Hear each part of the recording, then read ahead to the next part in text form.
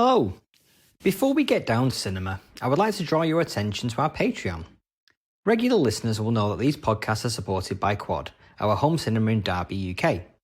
But as Quad is a charity, we want to make Cinelit as self-sustainable as possible. So, to that end, we have set up a two-tier way in which you can support Cinelit. For our 35mm Cine fans, you'll get a bonus additional episode each month where we will be deep diving into an area of cinema that will be exclusive to Patreon subscribers for at least 6 months before it arrives like a late dinner guest on the regular feed. Plus, you get the episodes a week in advance of the main feed release. But if you want to support us and don't feel that pressing need to have the additional podcast each month, but still want that warm, satisfying feeling of being part of the Cinelit success story, then you can become an 8mm Cine fan, where you can donate and get our heartfelt thanks. Head over to the Patreon page and subscribe if you can. However, we know that times are hard at the moment, so please do not feel you need to subscribe if you are not able. We'll still be putting out new, free-to-listen-to episodes on a regular basis throughout the year. Now let's get back to your regular scheduled broadcast.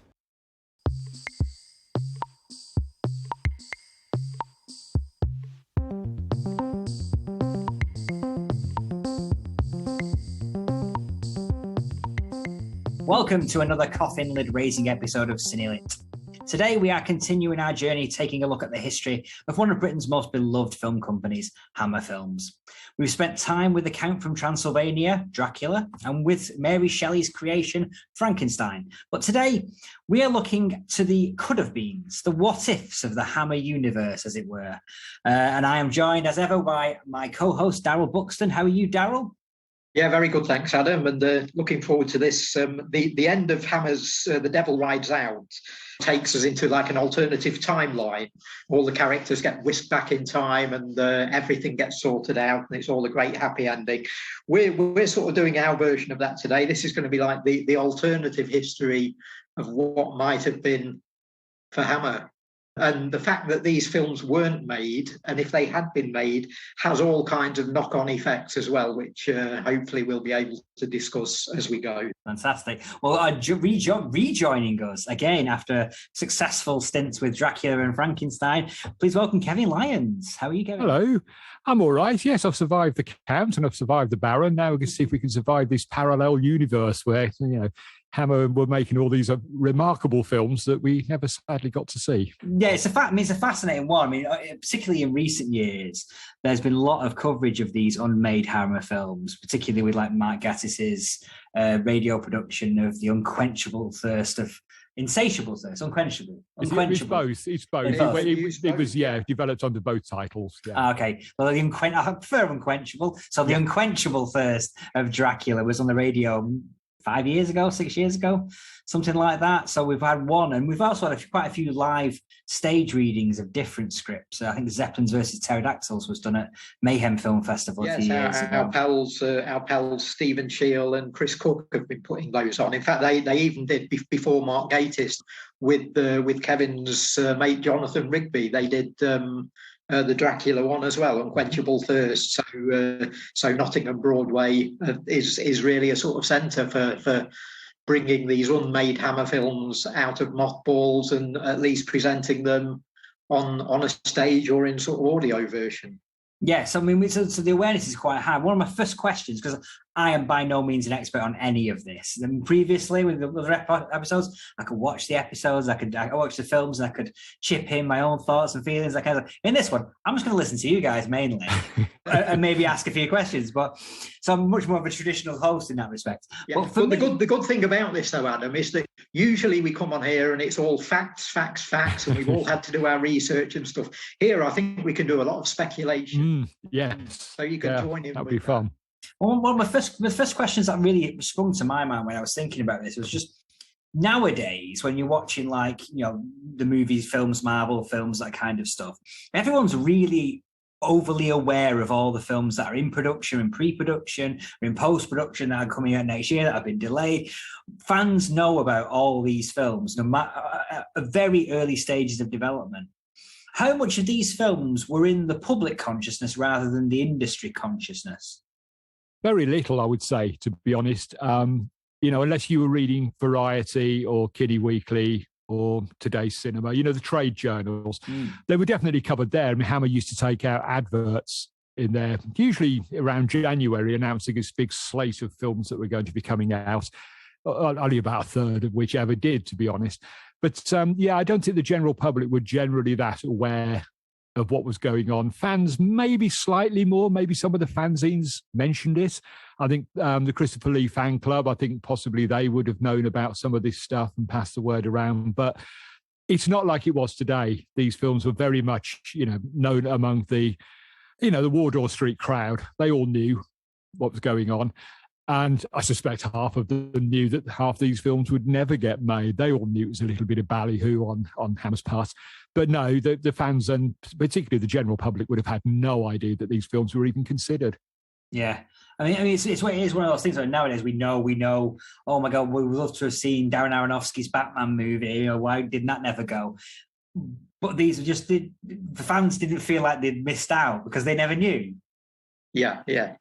No, that's exactly right. Yeah, no one knew about. I mean, we know about them now because, you know, Hammer is one of the most researched film production units ever. I mean, you know, there's very little we don't know about Hammer nowadays. There's so many books and magazines. We've got archives of their stuff.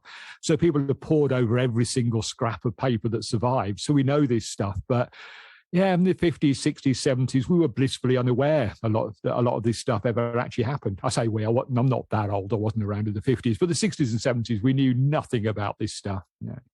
So then, apart from Vampirella, apparently, that was the one that had a bit more public. Vampirella had a bit more because they really tried to pre-sell that one. Michael Carreras, who was running Hammer at the time, was really keen on Vampirella.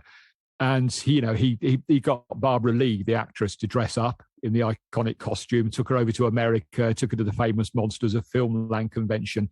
So, you know, there were lots of photographs of her, and that one was well known.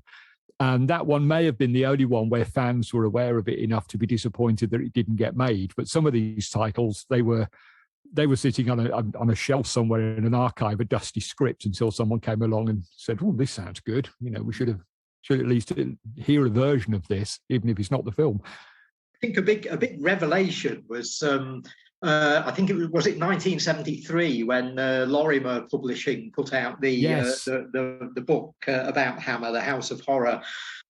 In typical Lorimer fashion, it had very skimpy sort of text, didn't really say a lot, but was a great picture book. And it had this Hammer glamour gallery in it with all of the Hammer starlets in.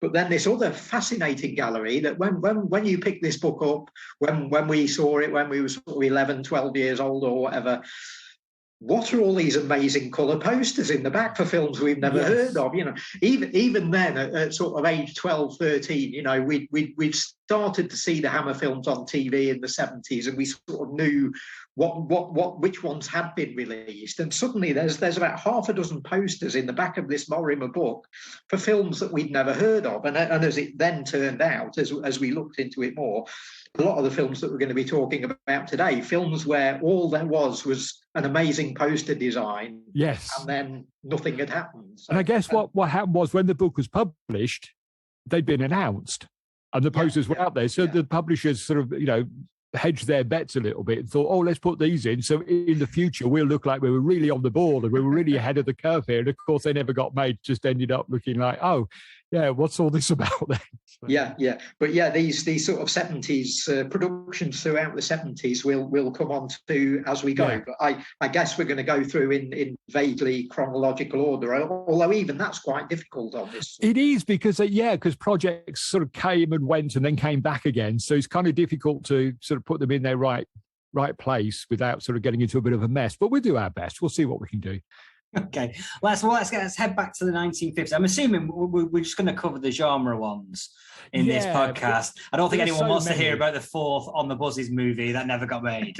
Yeah, there are so many. Even you know, I mean, it wasn't until a couple of weeks ago that I found out that Hammer had announced a version of Cabinet of Dr. Caligari at one point.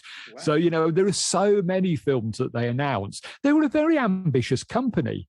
They were small, but they thought big, and you know they were constantly announcing stuff that, as we'll see in at least one of those that we're going to talk about here, one that they had probably never had any chance of making, but it just sounded good in the adverts. We'll tell people we're going to do this.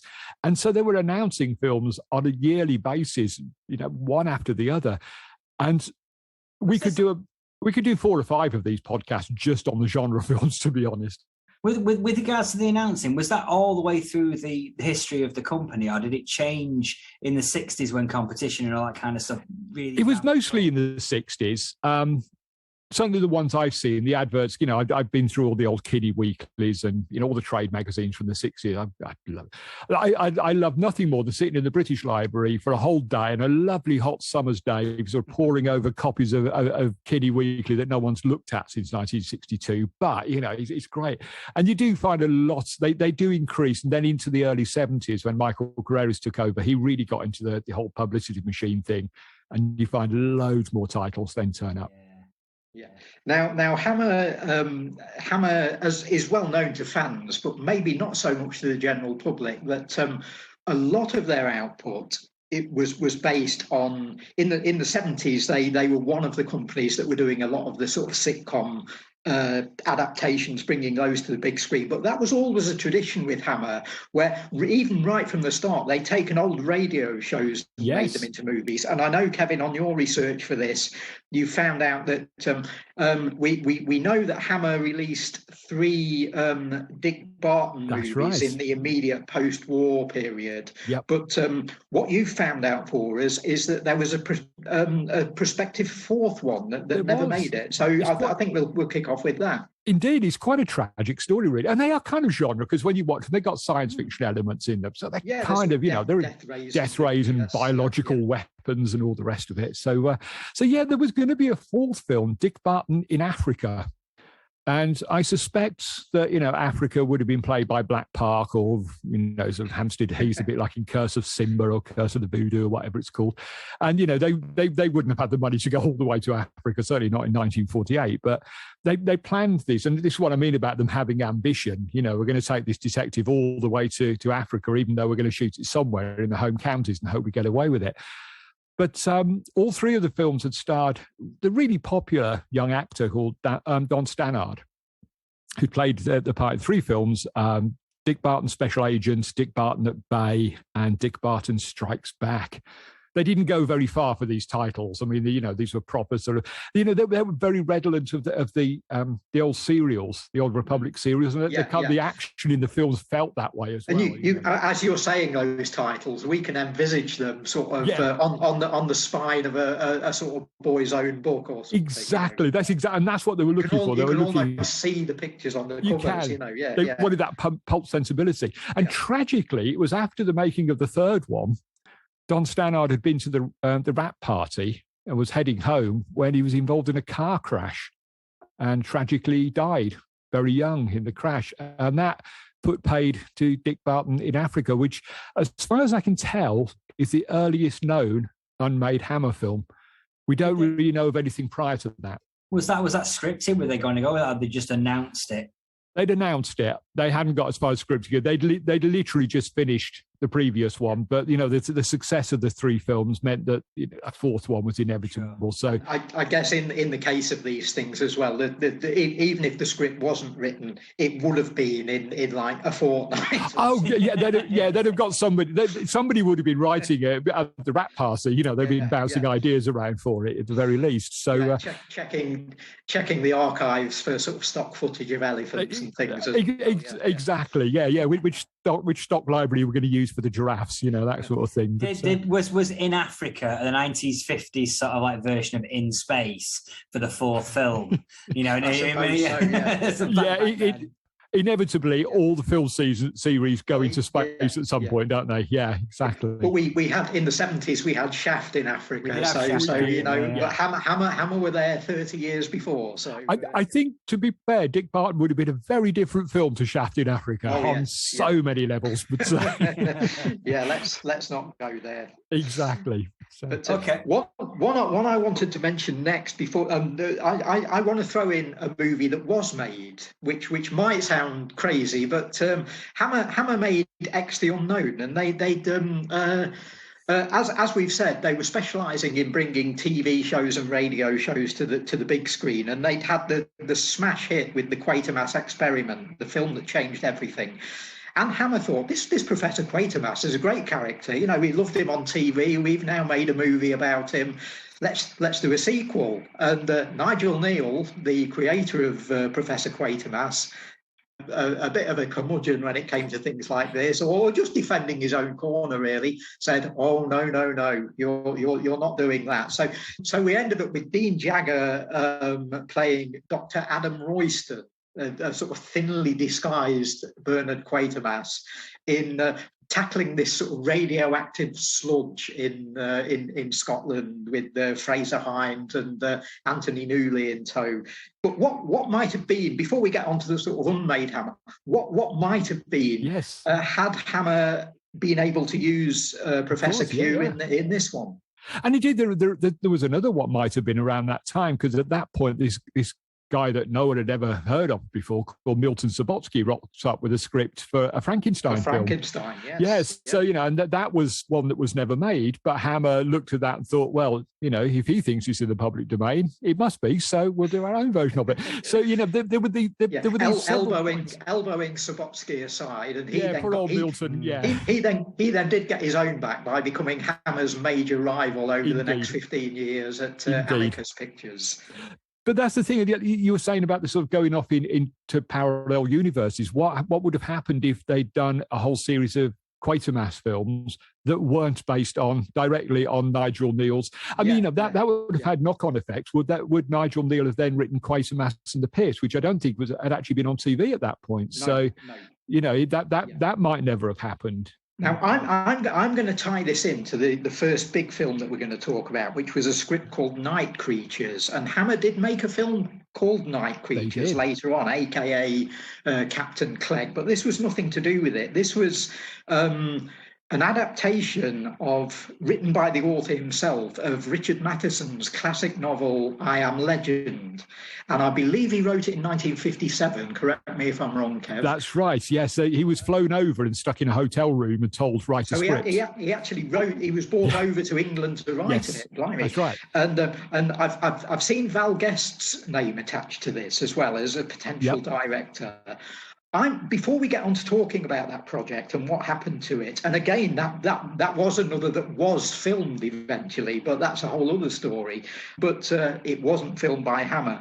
I'm going to suggest that had Val Guest directed this, I wonder if the thought might have come up that, and had they got away with putting Bernard Quatermass into X the Unknown, might he have become the last man on Earth and replaced Robert Neville? I like that.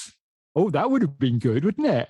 I'd never thought of that, but yes, that makes a certain degree of sense. I like it. Yeah, I can just see that with Val Guest being attached to it. That's the thing, and wondering which actor might play Robert Neville. Well, if instead of that you have Professor Quatermass as the last man on Earth, your casting's been done for you because you just bring in Brian Donlevy. Of course, absolutely. Yeah, no, that makes perfect sense now that you've mentioned it. Yeah. So there's just a little sort of fan theory for you, but. I guess this was being mooted around the same time as they were about to do Frankenstein and Dracula. Well, Curse of Frankenstein would have been in production at this point, and Dracula was sort of on the back burner. So yeah, it would have probably that's the other interesting thing, Adam. If Night Creatures had been made, it would have probably come out fairly simultaneously with the release of Dracula. And that's very interesting because the success or failure of one or other of those movies might have changed the entire history of Hammer and might well have meant that we had no Christopher Lee even. Yeah, exactly. You know, it is these sliding doors things are fascinating, aren't they? Yeah. Absolutely. But, Kevin, tell us a bit more about the history of Night Creatures then. Well, like I say, they brought Matheson over. He had a 2-month-long working holiday in Britain. He was stuck in a hotel room bashing out this script, which he duly delivered. And back then there was a practice of studios companies like Hammer would send the scripts to the BBFC, what was then the British Board of Film Censorship. for approval, because what they didn't want to do was spend valuable money on making a film that the censors were then going to say, absolutely no way, you're not releasing this. So they send the scripts off down to Soho Square. Someone would have a read of it and say, yeah, we like this bit, take this bit out. You can't get away with that. So they sent off the script for Night Creatures, and the BBFC promptly corporately fainted. They did not like the look of this one little bit. It's having read the book many times, I'm not actually sure what he was putting in the book that was so offensive. It's like the book is hardly a gore fest, is it? But, I know. I've heard theories from, and the script does exist. I believe. It does, I think people that have read it have said there seemed to be an awful lot of stakings in it. But then again, there were in the Dracula movie. Exactly. And there's also a scene where Neville captures and tortures a vampire as well. Sure. So, but again, I suppose there were equivalents to that in some of the early Hammer Dracula and Hammer vampire movies. So, but maybe this was just too early. Maybe this was just 3 or 4 months. Maybe it was the contemporary setting as well. Very likely. Might have affected the BBFC's. Whatever it wasn't just the BBFC, the MPAA in America. Okay. Didn't like the look of it either. It was sent to them. Too, the overemphasis on gruesomeness they didn't like. They like that word, don't they? They do love that, because John Tolson's book has the word gruesomeness in the title. Right. All about the Universal movies from sort of 20, 25 years earlier. So gruesomeness was a big thing with the censors and the moral guardians. But it pretty much killed the project, because if you couldn't get it released in Britain, you might have had a chance to recoup your money in America. But if the Americans were saying, oh, no, this is way too much for us, then, that's pretty much the end of your project. So Hammer had to reluctantly give up on it. But it had a kind of an interesting afterlife, like all good vampires. It had an interesting afterlife. They were partnered at the time, Hammer, with Robert Lippert, who, worked with various companies in America. But he was, helping channel financing into Hammer at the time. And they were stuck with this script, didn't know what to do with it. So Lippert said, well, sell it to me.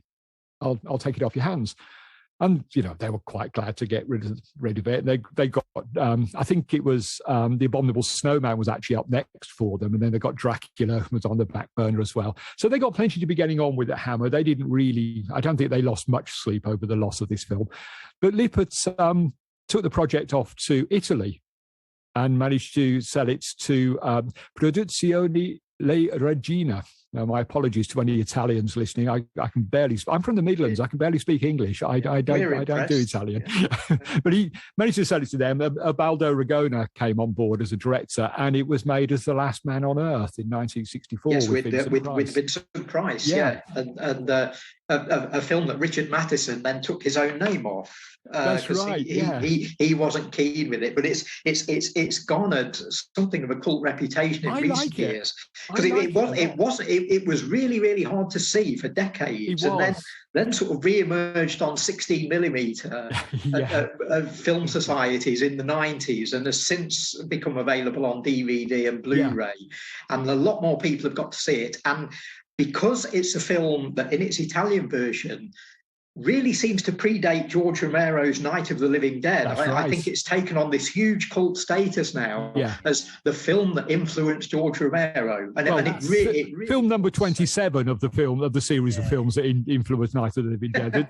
As you said, like any film made before 1968 that had people vaguely shuffling about was going to be, I must admit, that's how I saw it. I saw the DVD and it was like, see the film, that was the influence of Night of the Dead. I think to be fair on this one, there are literally scenes that you could take out of it and cut into Romero's. Yes, definitely. It's so close at times. I think it's pretty clear. Vincent Price is marvellous too. So I don't think it's a good film, and if this was close to the script that Matheson wrote for Hammer, then again, that's the great what if. What if they'd made that script with, even with Christopher Lee in the lead role, anybody.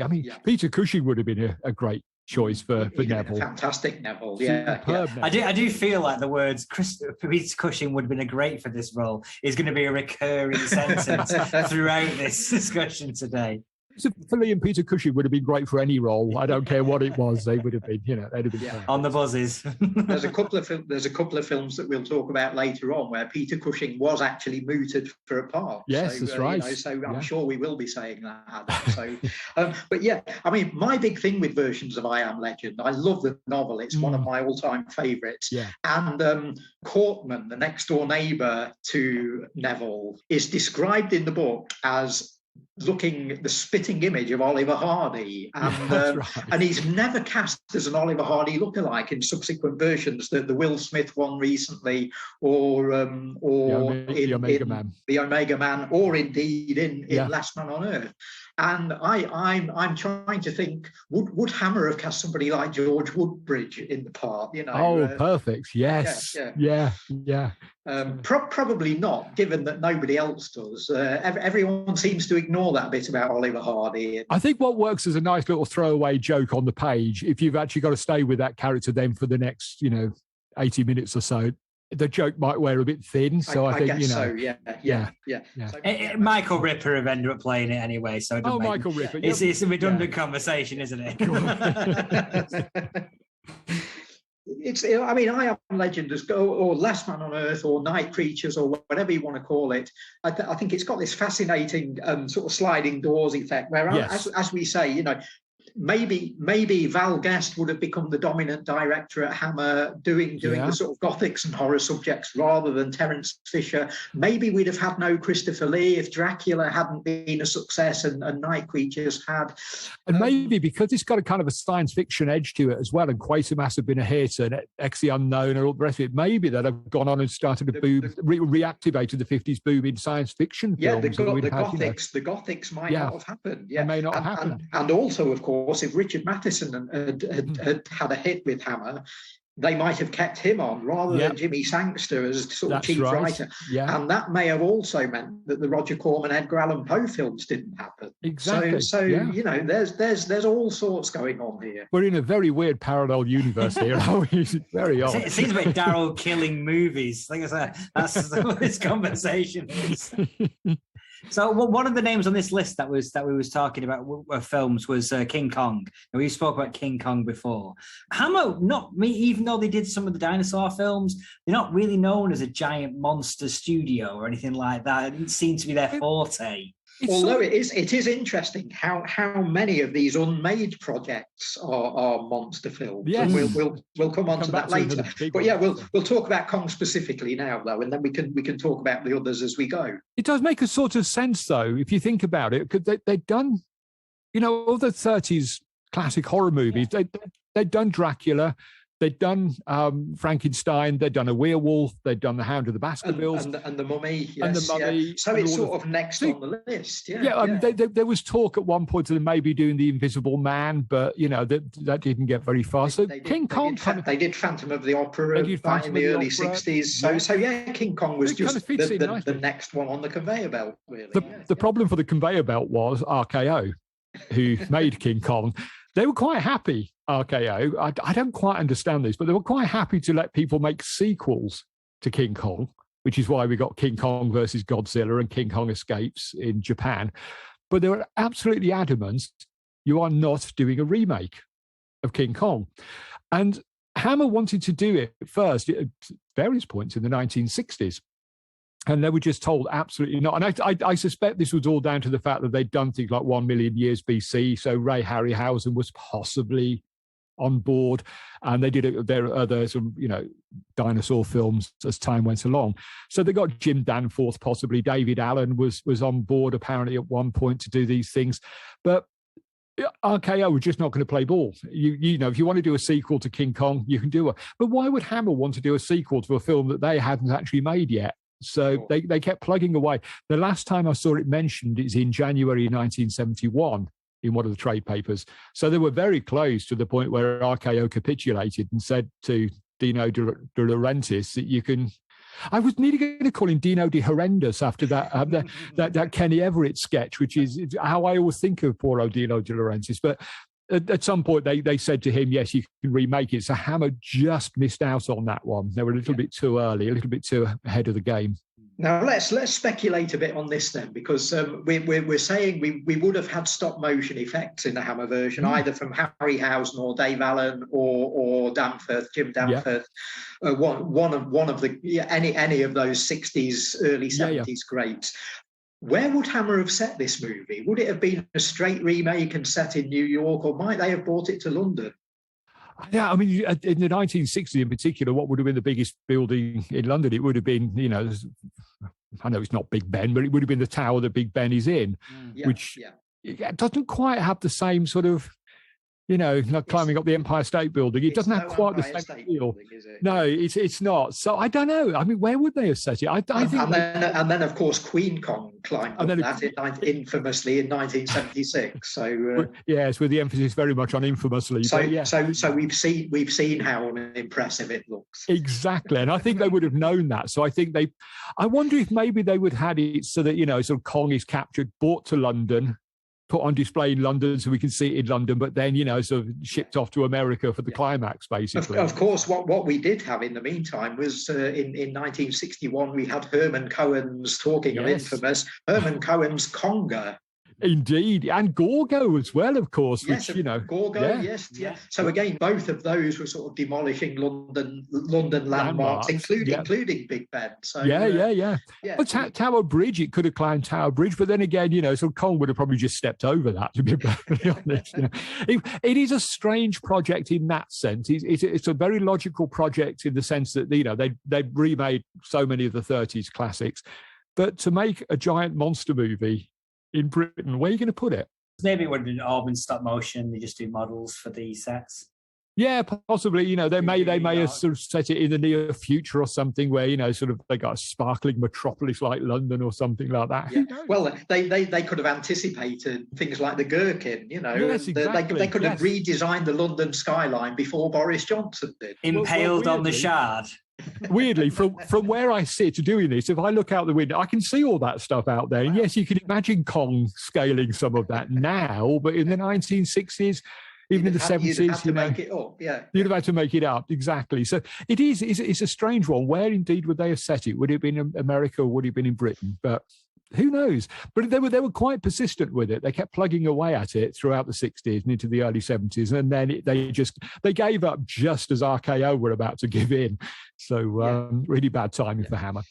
Now we've got Dennis Wheatley up next, and Hammer did film a couple of Wheatley novels. Devil Rides Out, which is my favourite Hammer film, and in fact my favourite British film of all. I love it. They later did To the Devil a Daughter, but there was talk of both The Haunting of Toby Jug and The Satanist. That's right. Hammer held the rights to both of those at various times, and they never made it to screen. They had the rights to several of his books. They were going to do, or they had plans to do things like Strange Conflicts and Gateway to Hell at various points in the 60s and 70s. Of course, the one other they did film was The Lost Continent. The Lost Continents, exactly. Yeah.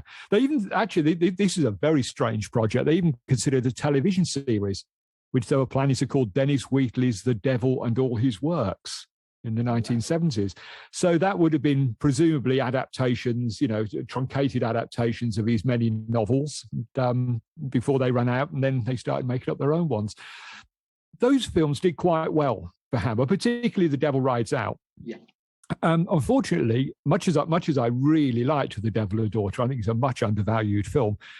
I think it proved to them that by the mid-70s, Dennis Wheatley was no longer the publishing phenomenon that he had been in the 50s and 60s.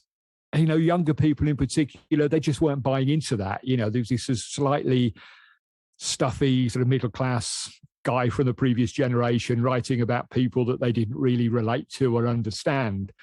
And while that was fine in the 60s, you could get away with that. I think by the time the 70s came around, people just, Wheatley. I think there was an attempt to repackage Wheatley's novels in the 70s with incredible sort of salacious covers with naked women draped all over altars and things, and goat heads and candles and stuff. And I guess that was the point where people were obviously going into W.H. Smith's and buying these things, taking them home, reading them alongside The Exorcist and whatever other new novels were out. Yeah. And I maybe at that point thinking, what is this? What is this? Yeah, this is so stodgy compared to The Exorcist, you know. So maybe that was the start of Wheatley's popularity beginning to sort of wane. Yeah, just at the point where Hammer made To the Devil a Daughter, which was really their great last gasp in terms of horror. That's right. It was, yeah. And again, it was just this bad timing for Hammer. They sort of had a bit of a history for this of just being in the wrong time, at the wrong place at the wrong time. If they'd managed to go ahead with these, you know, filming The Satanist, which changed hands several times, The Satanist, didn't it? Ended up with lots of different people eventually. But if they'd gone ahead with that and the Haunting of Toby Jug in the 60s, straight after To the Devil a Daughter, they might actually have hit the mother lode there. But for various reasons, they just didn't do it. I mean, at one point, The Haunting of Toby Jug, they'd actually got Richard Matheson writing a script, and Terence Fisher was going to direct, with Christopher Lee returning. Whether he was going to return as the Duke de Richelieu, I don't know. But, you know, maybe they were going to force him into that novel. He certainly would have been considered for Strange Conflicts and Gateway to Hell, which feature de Richelieu. Yeah.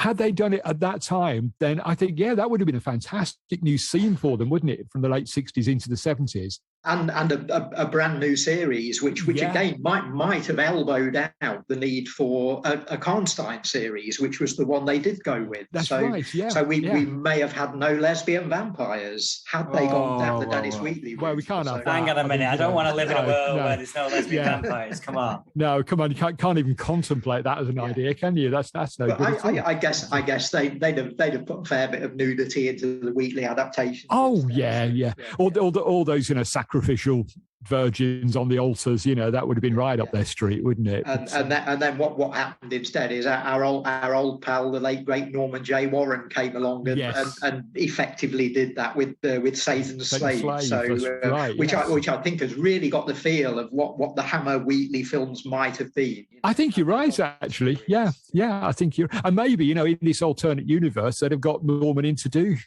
one of the adaptations. Because he was talking to Amicus, I believe. That's right. Yes. At the time, so he wasn't off the radar of these companies. So. Exactly. Yeah. Exactly. Cool. But he wasn't to be. The next one up on the list is probably my favourite title. Is When the Earth Cracks Open. That's a great title. We've got a poster for this as well. A fantastic Tom Chantrell poster. In fact, this was announced alongside my personal favourite title, Zeppelin versus Pterodactyls. They were both announced at exactly the same time. Which we've also got a poster for. We've also got a fantastic poster Zeppelin versus Pterodactyls was actually staged by Stephen Sheil, who's our pal from Broadway, Nottingham Broadway, runs the Mayhem Film Festival with Chris Cook. Stephen was tasked with taking all of the available materials for Zeppelin versus Pterodactyls, fashioning that into a new script in the style of Jonathan's presentation of Unquenchable Thirst of Dracula, and delivering that on stage at Broadway. And I wasn't able to attend myself, but I heard from people who did, who said the show was excellent, and that Stephen had sort of devised a really good, full, robust script from some fairly skimpy materials. Sure. My favourite ever comment on Zeppelin versus Pterodactyls came from Des Skin, the editor of the 1970s House of Hammer magazine. I interviewed Des some years ago, and during the interview, he was talking about the way in which Hammer sort of promoted these unmade films. And they'd always be pitching them to him or other magazine publishers to sort of help. Oh, can you help us promote this new title? And he says when they approached him and said, "Oh, we've got this new film in the pipeline, Zeppelin versus Pterodactyls," Des was astonished. He couldn't believe what he was hearing, and he said to me on stage, he said, "Well, Zeppelin versus Pterodactyls. Opening titles, film begins, balloon, pop.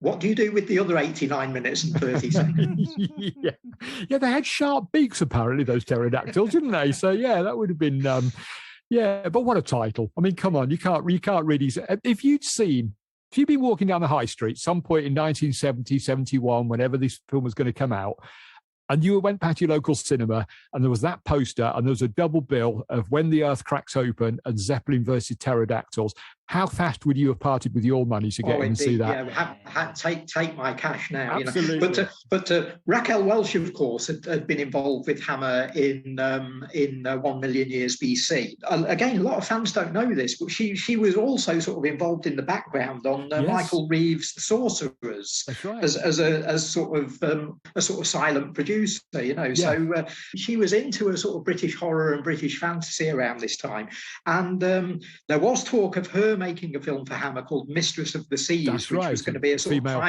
pirate adventure. Now, When the Earth Cracked Open has got this amazing poster, a very sort of pulchritudinous poster with this sort of skimpily clad young lady in this bizarre, I don't even know how you describe the outfit. It's not exactly a bikini or a scuba diving suit. It's just these sort of black straps that positioned seemingly in the wrong place, you know. With a fishbowl on her head, if I remember. Yeah. Indeed, it is. And you see that poster and you think, well, this is either written for Raquel Welch or possibly one of the Hammer starlets like Valerie Leon or Caroline Monroe. Yeah. So, but do we know much about what When the Earth Cracked Open was going to be? Because there's been talk that either it was going to be a sort of futuristic thing, or maybe a dinosaur thing, or maybe a bit of both. So I think it's one of those that we don't know a huge amount about it. So people have just speculated based on that poster, and that poster seems to promise a lot more than I think any single Hammer film could ever have actually delivered at that time. It does look, I've always assumed it was going to be some sort of science fiction film. Yeah, it looks like that from the poster. Yeah. You know, whether it was going to be something along the lines of Cracking the Earth. Remember that film from the 60s? Whether it was going to be something along those lines? Maybe even a sort of Burroughsian thing like we got the later film At the Earth's Core. That's right. Maybe it was going to be something like that. Yeah. Maybe the Earth splits open and monsters from another time and another era emerge, or something like that. Or a parallel universe. Yeah. Oh, yeah, that would be my feeling about it. The Earth literally cracks open and loads of monsters and these sort of, subterranean. And only Raquel Welch in a fishbowl can save us. Yeah, absolutely. Yeah. Now, God, come on, who wouldn't pay to see that? Absolutely perfect. We do know that it was supposed to be part of a co-production deal with AIP. Right. They'd bankrolled the Vampire Lovers. Yes, and they were sort of sniffing around Hammer. Of course. At the time. They were doing that did good business for them, the Vampire Lovers. So they were looking for more projects from them. But I think it strikes me that they're possibly victims of their own ambition here. I think Michael Carreras probably went along and said, "Guys, we've got these brilliant ideas. When the Earth Cracked Open, Raquel Welch in a fishbowl saving us from monsters, and we've got Zeppelin versus pterodactyls." And he's like, "Yeah, that's great, but how are we going to make these? We haven't got a lot of money. We're AIP, but we're not super rich. We haven't got tons of cash. So how are we going to actually do this?" And I think that's what finally put paid to it when they actually sat down and looked at it and thought, well, these posters look magnificent, but we're never, ever going to be able to deliver on those, to be honest. Well, I think that's one of the things, particularly with Zeppelins versus pterodactyls, the anticipation from the audience. You're just never going to be able to match that. And even a big budget at that time as well. You were never going to be able to hit that anticipation level. Your best bet would have been that they got Ray Harryhausen back. Or maybe Jim Danforth, or the guys we were talking about earlier. But if they could have got Harryhausen back, they might have stood a chance. But I think on a tiny Hammer AIP budget, we'd have had those kind of pterodactyls like the flying monsters you see in the film that Darryl mentioned of the Earth's core. You'd have had these very stiff-winged, gliding pterodactyls that would have looked absolutely awful. And I suspect that both films are much, much better in our imaginations than they ever would have been on the screen. I mean, When the Earth Cracked Open, you can probably tailor. You can probably tailor a script to fit that open, fit it. But sure. I just don't get how, even like now, if you're a low budget production company, the title Zeppelins versus Pterodactyls will put the fear of God in most funders. Oh yeah, it promises so much. And exactly.